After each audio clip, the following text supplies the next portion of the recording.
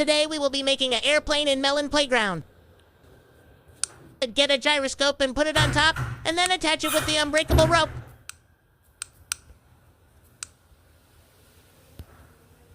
Then grab a wing and attach it to the gyroscope. Fine. I tilted a bit for some reason, but it doesn't affect the plane. After that, grab a thrust rocket engine, tilt it, and attach it to the wheelhouse or something. Then activate the wheel and the thruster, and boom! Here's a successful clip.